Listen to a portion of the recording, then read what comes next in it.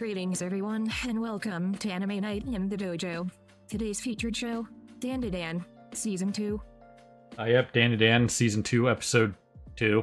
Welcome back to the dojo. I'm Ryu. That's Age. We're back for more Anime Night in the Dojo, and I gotta make another freaking PSA because a freaking platform that shall not be named because they're terrible at their jobs and keep pushing out stupid bullshit. I think we all know who I'm talking about. Inform that you guys can't, obviously you can't click on the link to the Patreon page in the description of the videos, but apparently the link is also not complete, so you can't even copy paste it manually. Because this platform is stupid as hell. So, from now on, I will be posting the link to the Patreon post manually in a first pin comment.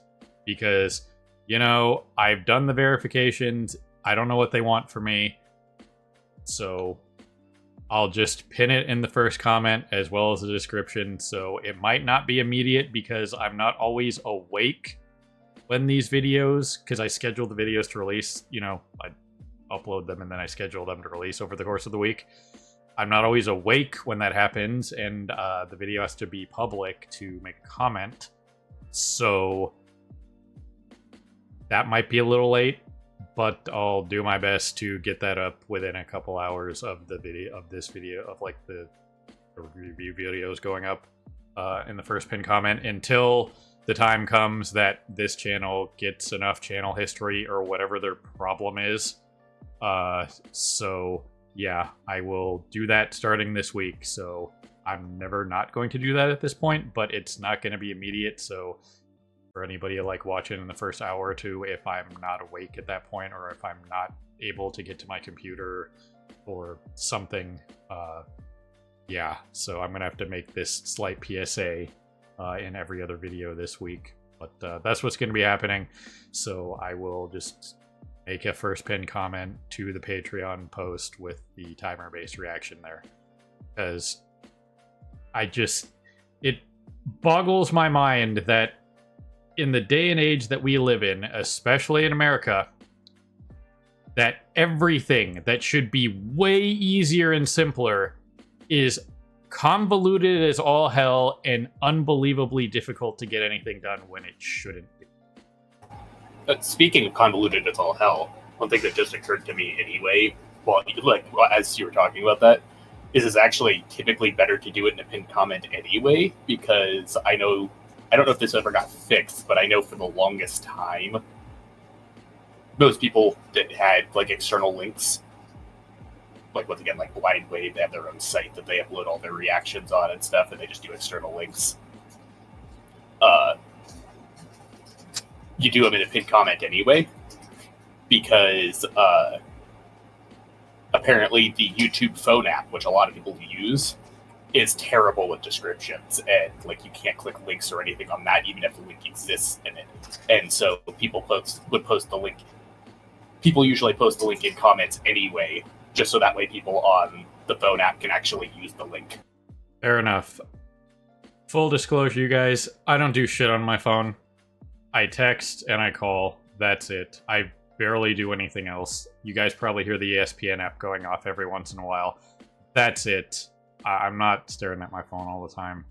So if that's the case, and yeah, for the phone users, I know a lot of people use their phones. That's fine. I'm not judging anybody. I'm just saying I don't.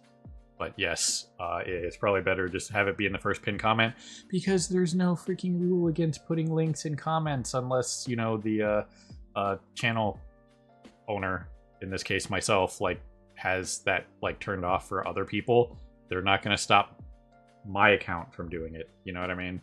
So yeah, I also got to make Age a moderator for this channel so he could potentially do it if I'm super dead or something. But yeah, it's been aggravating. On one hand, being able to transfer over to this kind of style is probably better in the long run, but I still want my old account back, which I'm almost done penning my freaking multiple paragraph appeal to YouTube, because that company never responded to my like half dozen emails that I've sent in the last 2 weeks. Not even just like a get fucked message, like fuck you. So yeah, this is gonna be fun. But anyway, I digress. I apologize for that, but just had to get that out there. I'll be more concise in the other videos, so just kind of throw that out there. But once again, I don't expect or assume everybody to watch every show we're doing, so I got to put it in every video. But if you are watching multiple of our videos, starting with Dan to Dan, watching any of our other things, just you could probably skip the first like minute or two. This is where we're gonna be, because I can't win anything right now. The only thing I'm winning right now is a super mild summer in Southern California. That's all I'm winning. I haven't had to turn on my floor fan at all this year. So, yeah. I've been in perpetual fans / AC for like a couple weeks now at this point. Yeah, it's been pretty bad for you. But anyway, as for Dan to Dan, I wanted to make an HOA joke, but I'm just so pissed off with everything that's going on right now. I can't even make a good HOA joke. Just, if your HOA looks like that, don't mess with them. And if they don't, then, you know, don't like your HOA, then tell them to get bent. But if they look like that, you probably don't want to mess with them. I doubt there's a lot of HOAs going around that look like that. But, yeah, I mean, we got dropped into Cryptid Town last week again. It seems like this show might foreshadow stuff like that with Okarune's magazines, so in the future we should probably be on the lookout for that, because in Season 1 he does mention Nessie and stuff like that in that magazine that he's showing Momo, and it did eventually show up. And they had this worm in the magazine they were looking at on the train, and Worm's here. So that might be like this show's like call sign of pay attention to the background magazines. Yeah, like, it just seems like something that the author does just to, like, basically give people a chance to actually look stuff up before it comes out, because most people don't really know a lot of cryptids. Like, Nessie is a pretty common one, but the Siberian Deathworm that's a pretty niche one. Right. Especially in the States. Right. So yeah, I've just lost everything for the train of thought for this. Should be cool. They're in a situation. We have a spoiler because of the trailer, and we talked about that last week. But it's their trailer. I mean, they can show off whatever they want. You know what I mean? Yeah, I already knew that spoiler before the trailer even came out, but if you didn't watch the trailer, it's probably fairly obvious, but still, we'll talk about it a little bit. It's really not that big of a deal, but it still kind of annoys me, but it is. So, anyway, we're going to push some buttons and get started here. So, people on Patreon will set up the countdown for the timer-based reaction to watch along with us wherever you watch, and YouTube people will see you right on the other side of the edit for the discussion and review. So, goes on. Well, alrighty then.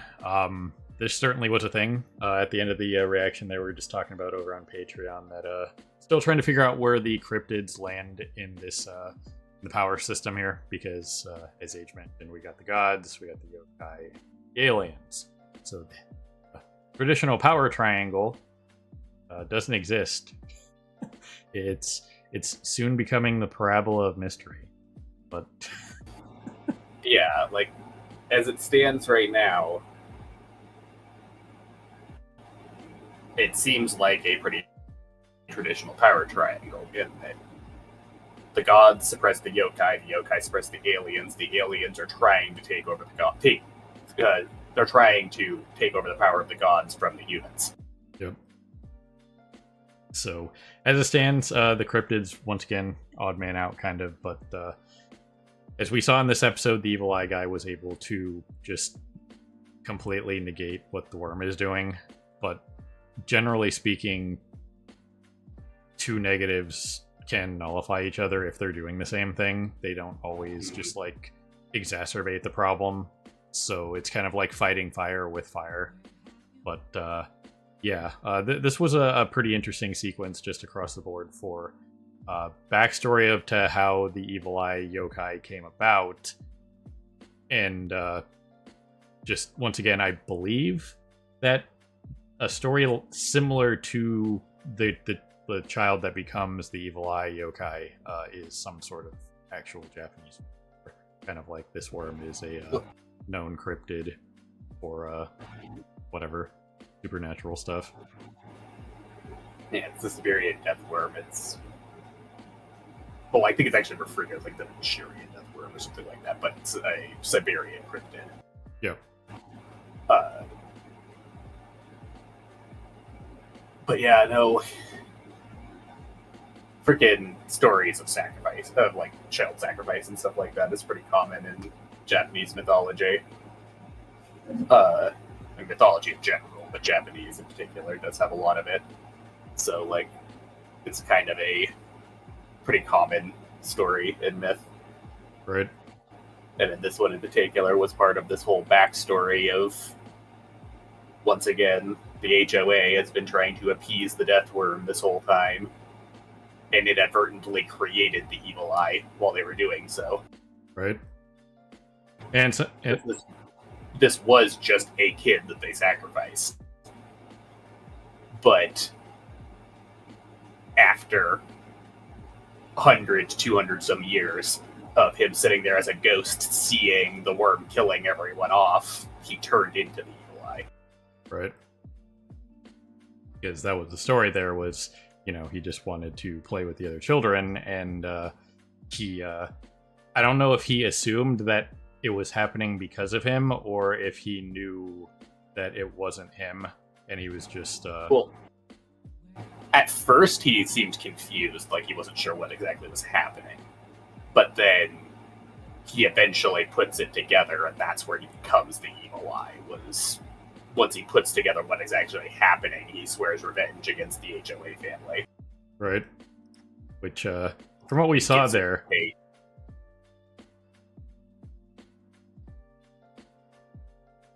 What we saw there was, pretty sure that family's, like, still... It's not like a... While it is a family, I'm pretty sure that it's still, like, at least the head woman is still the same person. You know what I mean? Yeah. Yeah, we didn't really see any of the others to know if, like, it's more than just her that doesn't age, but she definitely doesn't age. Right. Because she was the one friggin' doing the last sacrifice ritual that was him. That was the kid here. And then we still see her present day before she gets eaten by the worm. Right. Which, pretty sure they're toast at this point. I thought last week's the little preview thing they do showed them again, but yeah, I assume they're toast at this point. The fact that they haven't shown back up at all, so yeah, that is what it is. We'll just have to see. But this was kind of the thing that they the trailer showed off here was the fact that Gigi does get a yokai power. And I assume at some point he'll be able to control it because, as Psycho points out multiple times, and Turbo Granny was reminding them this episode that his like latent, he's like Gohan. He's basically Gohan.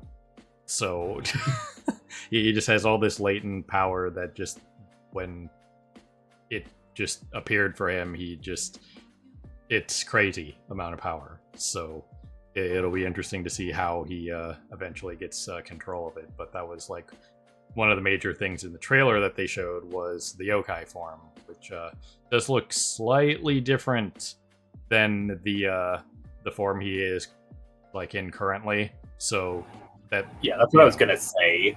What I was gonna say is the fact that like the established thing at the moment is you have to defeat your yokai in order to gain your yokai powers. So, like, clearly they have to do something here to suppress the evil eye, and then he'll get the yokai powers from it. Right. Because, like, for Okaroon, they had to split Turbo Granny from him for, friggin', what's her face? Drawing a blank on her name, the pink-haired chick. They had to destroy the Silky, and then she absorbed the powers of it. Yep. So in this case, it'll probably be something similar. But like, for those of you who saw the trailer, and at this point, it's pretty obvious that they're not gonna obviously kill him off. So one of those things where we assumed at some point going forward that most of the main cast would have some sort of power base of some kind. So it wasn't really like, oh man, Gigi's getting a power. Nobody saw that coming. But it's just kind of one of those things where, you know, you show off like the final transformation like before the season starts. It's like, yeah, okay, that's still a major plot point. I mean, I know you want to show stuff in trailers and whatnot, but it still was kind of like that's the kind of thing that you leave to like shadowed figures, and you don't show like everything. Yeah. You know what I mean? You could just show like Gigi's silhouette and like the eyes or something. You know what I mean? Not just the whole damn thing. Or if they were going to do anything, show a bit of like this scene of evil Gigi here, like fighting Momo. Right. So there's some ambiguity as to whether or not like he succeeds at suppressing the yokai. Right. Yeah, instead of just in the trailer, it's not, he doesn't look like this. It looks similar to this, but it's definitely different. Like the difference between you know, when Okarun first gets taken over by Turbo Granny versus how he looks when he's transformed. So yeah. The main thing that's kind of weird, I will say, so far, is that, like, yeah, once again, you'd expect all of the main cast are probably going to get powers of some sort. But the main thing that I find weird so far is the fact that so far, of the 4 characters, we have 3 yokai and whatever the hell Momo is. Because we still don't actually know what Momo's power is based off of, because it's not yokai. The aliens have no idea what it is, and her grandmother doesn't seem to have any idea what it is either. When her power is god-based, right?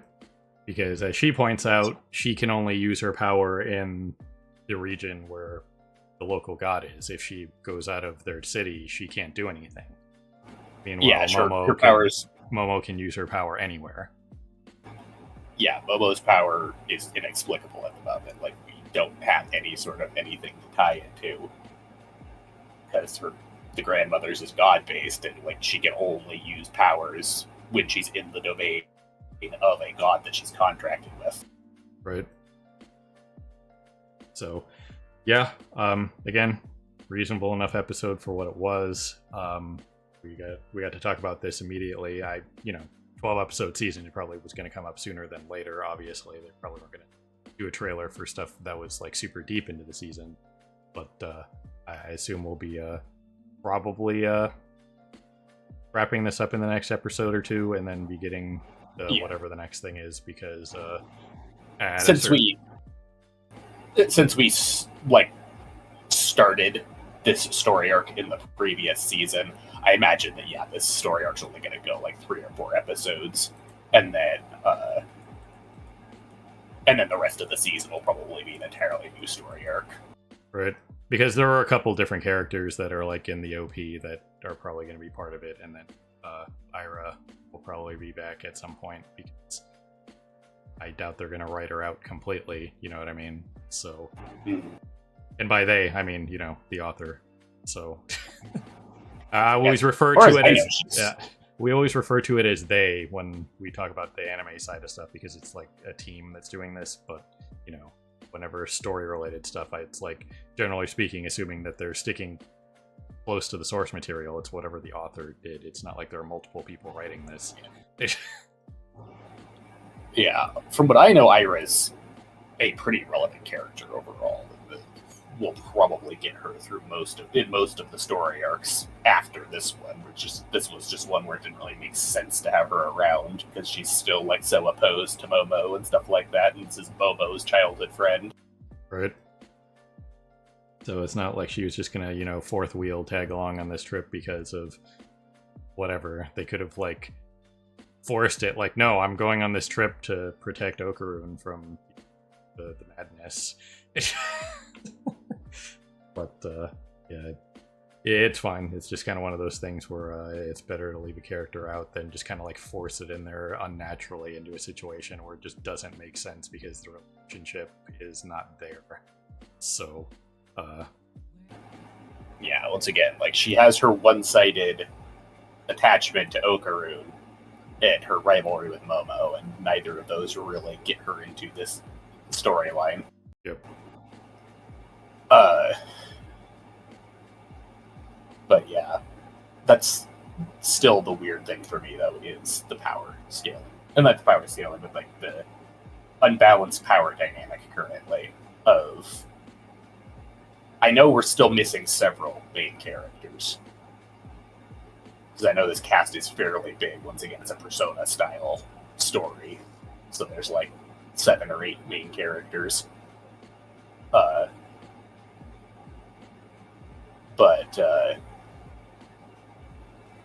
so far, once again, we're just getting nothing but yokai, basically. And then whatever Momo is. Right.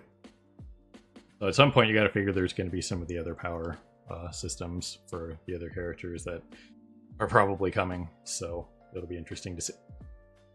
It's 12 minutes, you guys. It's 12 freaking minutes for Crunchyroll. In case you guys are wondering, this is now a pattern. It's about 12 minutes. Okay? So if you're sitting on Crunchyroll and you pause your episode and you come back and you wonder why you're looking at a screen that looks like this, it's because you've been gone for at least 12 minutes.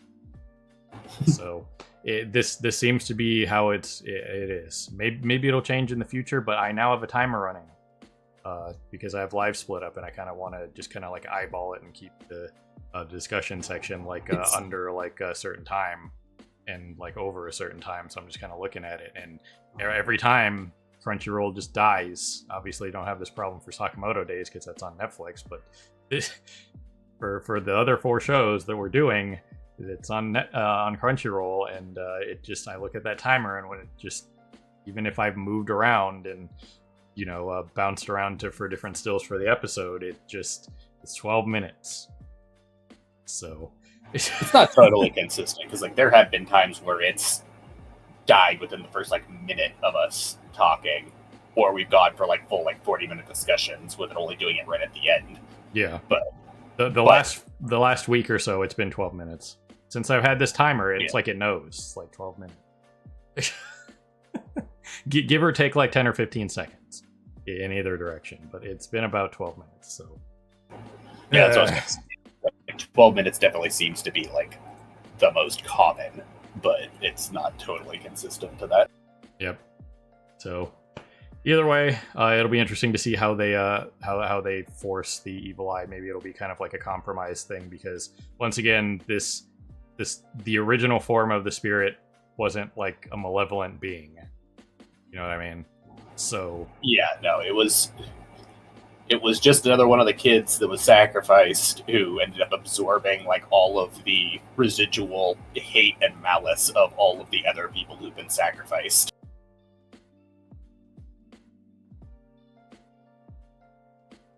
So yeah, maybe they'll be able to connect with it or something like that, because Gigi willingly merged with it, kind of deal, and maybe the original kid will be able to like get the power under control or something like that, and kind of focus the power to basically only be against like malevolent beings like the HOA kind of deal, because that's all the kid wanted to do, was go after that specific family, not kill all humans full on Bender. Yeah, no, the kid gave into his hate against the HOA family, but then he absorbed all the hate and malice of all the other victims, and that just kind of turned into, fuck it, we just hate everyone. Yep. So yeah, if they could potentially redirect the hatred back toward its original target, which is the HOA family, who's presumably dead at this point already, and the worm, then their revenge target is just the worm at this point. Yep. Which the worm is a big wuss. So the only other thing that's kind of worth mentioning too for future is the fact that Turbo Granny does mention that the Neko cat, the luck stuff, is just she can't just be like, yeah, Momo is lucky for the next 5 minutes. It's just in this region, whoever it is, it doesn't matter, friend or foe kind of deal. So obviously, if there's more of them there than, you know, the enemy. So in this case, like four of them are there, so the luck could work more for them, but it could still hit that, like, you know, 20% chance that it lands on the enemy kind of deal, like with the mucus or whatever the hell the worm was dropping on them kind of deal. But that'll be something going forward, that it's they could get screwed over by Turbo Granny's just ambient luck working for the opponent kind of deal. So yeah, 'cause that's like the one god power thing they have going on at the moment, is just the fact that her vessel is a blessed figure of the luck god that just radiates luck to anything in its vicinity. Yep. Also, Okarun's workouts are paying off. Gotta mention that again. It's, yeah, it's definitely a thing. He was only down for like a couple minutes there as opposed to hours. So anyway, that's all I got for this week. Not a huge amount to really say about this. It was what it was. So anything else for this one, Age? Yeah, like Okarun, it doesn't have like the genius prodigy status that GG does, but he also has a unusual circumstance going for him in that he has basically unfettered access to all of Turbo Granny's powers. Whereas general, like, yokai contracts, there's a give and take. He just has all of Turbo Granny's power. The only real problem is that he's got a bit of the Deku syndrome going on, and the fact that he's not really strong enough to use all of her power currently. Right. So it'll be interesting to see how that develops for him as he just gets physically stronger. And the only other thing I was going to say is, as like a final note on the power systems thing, it does make sense to have most of the cast be predominantly yokai powers, because once again, yokai is the anti-alien power system, and the aliens are the primary antagonist currently. But I do still feel like we should probably get at least one other power system user here sooner or later. Yep.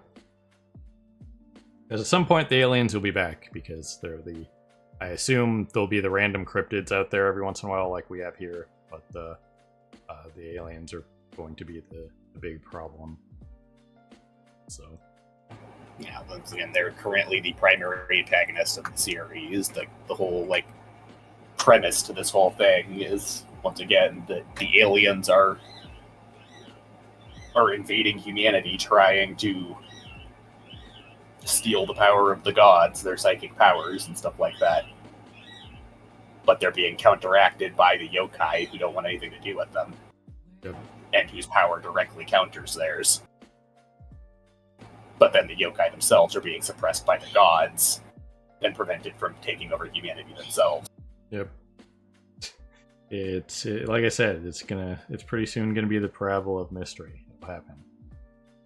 Anyway, ladies and gentlemen, people of YouTube, beyond whoever you're watching, we always appreciate you stopping by and hanging out with us here in the dojo for more Anime Night in the Dojo. And this was Dan to Dan, Season 2, Episode 2. So have a good morning, evening, afternoon, whatever it is for you. Have a good one. See you next time. Hey everyone, Victoria here. If you enjoyed the video, please consider pushing those like and subscribe buttons. Your support is greatly appreciated. Thanks again for your time, and we hope to see you again in the future.